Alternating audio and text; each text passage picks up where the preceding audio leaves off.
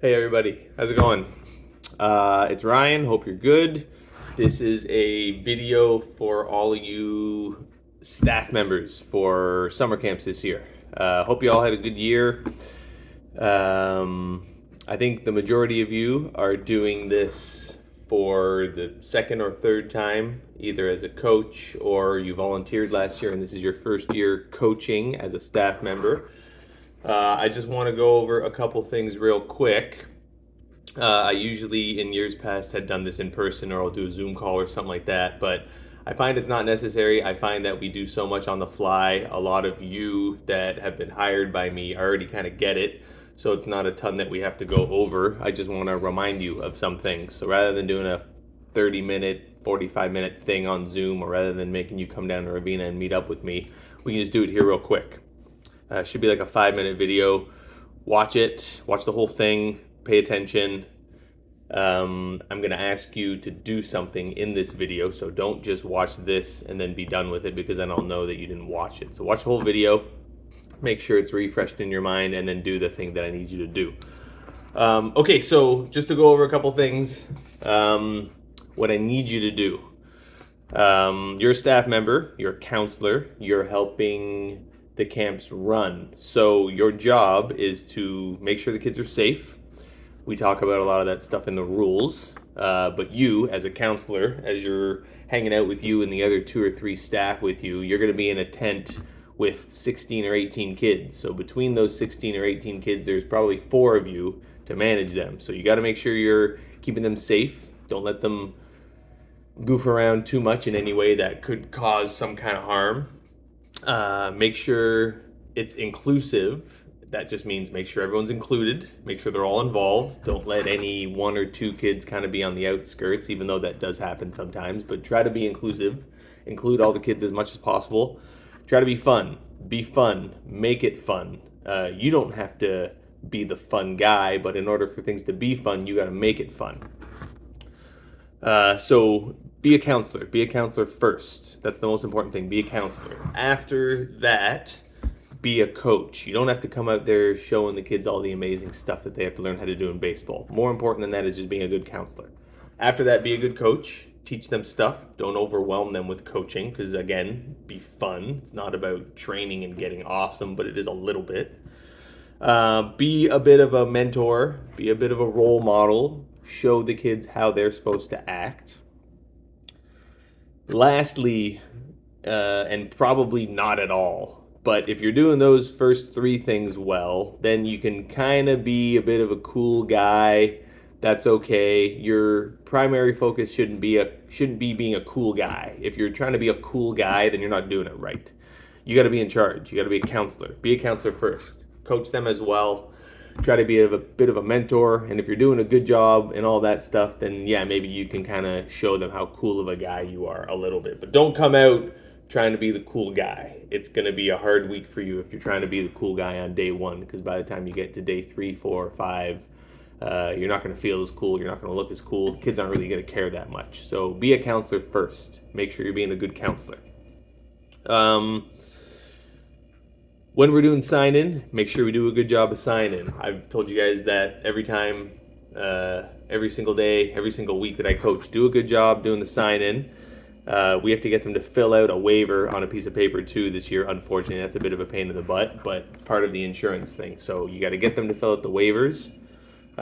Be neutral as much as you can. Don't get involved in what the kids got going on. If they're goofing around and kind of messing with each other, don't ever be on one side or the other. You're always neutral. You're always encouraging them to be inclusive. Make sure the kids aren't bullying at each other. Make sure kids aren't ganging up on other kids. Make sure the kids are cleaning up after themselves after lunch. It's very important stuff. Otherwise, it's a mess, and then you are going to have to clean it. Make sure that they're cleaning up at the end of using balls or whatever station they're at. Make sure they clean up after themselves. Again, otherwise you are cleaning it up. It's an important part of camp to teach a little bit of accountability to these kids. So they have to learn. They got to take care of their equipment. They got to take care of their lunch. They got to clean up after they're done practicing at a station. They're not going to remember to do it, part of being a counselor on your end is that you remind them and teach them that they have to take care of themselves. So you got to step up and do that. Make sure they're eating lunch. Make sure they're drinking water. Make sure they're putting on sunblock. Make sure they're sanitizing their hands. They're going to be insane because it's real fun, but make sure they're not acting like grubby little kids. Make sure they're taking care of their business. The neighborhood where Ravenna is, it's a shared neighborhood. Just because we're doing summer camps there and just because we have permits for the baseball fields doesn't mean that it can just be absolute insanity. So make sure we're treating the neighborhood as a shared space. You know, letting the kids run around but not too insane. Letting the kids be loud but no yelling and screaming. It's a shared neighborhood. So make sure you're operating that way and make sure the kids are understanding that. Some of the kids might have allergies, so remind them. Remind the kids shouldn't be bringing peanut food in. If they do have peanut food, shouldn't be eating it. Parents are supposed to know that, but remind the kids too.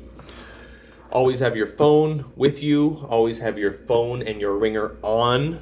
I'll probably need to call you at least once.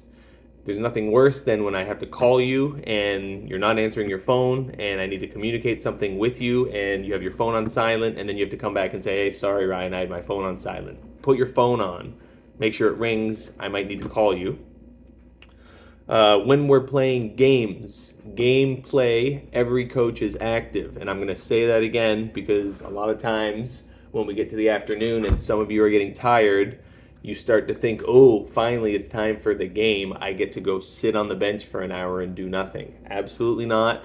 During gameplay, every coach is active, whether you're keeping score, paying attention to who's batting, helping the lineup, whether you're pitching, whether you're the catcher who's collecting balls and getting the bats out of the way, or you're just wrangling the kids to keep them in line a little bit. Nobody is sitting in the shade. Nobody is doing nothing. At no point in time should I show up to a game and say how many are out and nobody knows. At no point in time should I show up to a game and say what's the score and nobody's sure. You guys have to know. Be very active during the games. Otherwise, the games are really challenging to run. The kids are going to get mad at you, and then I'm going to have to solve it by probably just making up a score that we can all kind of agree on. So in game play, be very active, pay attention to what's going on. Don't let, the third thing I want to tell you, and I want to focus on this a little bit, don't let the game or the practice get away from you. Stay in control of it. Does that mean you have to be mean? No. If anybody has to be mean, I'll be mean. If you ever feel like you have to kind of be mean or you're getting angry, don't do it. Relax. I can stay a lot more calm, and if anybody needs to kind of escalate, I'll be the guy that does that. Rarely do I get mean at the kids, but sometimes I have to get a little firmer with them than you're able to, but you have to learn how to be firm with the kids. You can't let the practice or the game get away from you to where they're running it. You have to be in charge. You have to be firm with the kids. If they're acting up to the point where you can't handle it, come and get me. It doesn't make you a tattletale. Because remember, you're not a peer with the kids, you're a coach. So if you're aligned with anybody, it's your other coaches and it's me. And if the kids, oh, you tattletaled on me, I didn't tattletale on you. I'm a counselor and you were being inappropriate and out of line, so knock it off. And if you can't knock it off, I'll go get Coach Ryan, and then I'll come over and I'll make sure it's all good. So don't let anything get away from you, and the way you can keep yourself and keep the camp and practices and games in control is by staying engaged. Pay attention. Don't start checking your phone so you can figure out what time it is because you can't wait to leave. If your buddy sent you a message and you're having a conversation with him, don't check now. Wait till we're switching stations. You can't be hanging out on your phone because then the kids think you're not paying attention. And if I see you hanging out on your phone, I believe you're not paying attention, and then I'm not feeling so good about having given you a job. So stay engaged. Don't let anything get away from you. Be a counselor. Be in control of what's going on. This is the last thing that I'm going to mention. This is the homework that you have, and I know you're all just getting ready to get out of school, and I'm giving you homework, but I need you all to send me your phone number. I probably have most of your phone numbers, but send me your phone number anyway, and send me any days that you might be early or late arriving and early to leave. I didn't say that right, but I think you understand what I mean. Make sure you have my phone number. This is my phone number. Make sure you have it. Save it. I believe you all have my email. Email me what I just asked you to email me. I need you to email me in response to this email that you received about this video. Email me your phone number. Even if I already have it, email me your phone number. Some of you have different phones, different phone numbers. So email me your phone number, and also email me within that email any days of camp that you might have to arrive a little late and that you might have to leave a little bit early, okay? Do it as a reply to this email that I sent you. I don't want 900 different emails from different guys. I would love to keep it in one conversation. It's a little more organized. It makes it easier for me. Send me your phone number, the days you might be arriving late or leaving a little bit early. And again, that's a lot of stuff, but a lot of you probably already know a lot of this stuff. We'll go over a lot of it again on day one, and we'll get back into it, and you'll be like, oh yeah, I remember how this goes. It's pretty easy. Email me any questions you have. Text me any questions you have. Otherwise, I'll be sending you an email prior to the week that you're coaching just to make sure you're good, to make sure we're on the same page. If you got to reach out to me about anything, email me or call me or text me at this phone number. And I'll see some of you very soon, and I'll see some of you in a couple weeks as camps get going. Okay? Thanks for listening. I'll see all of you soon around Ravenna or another field. Bye, guys.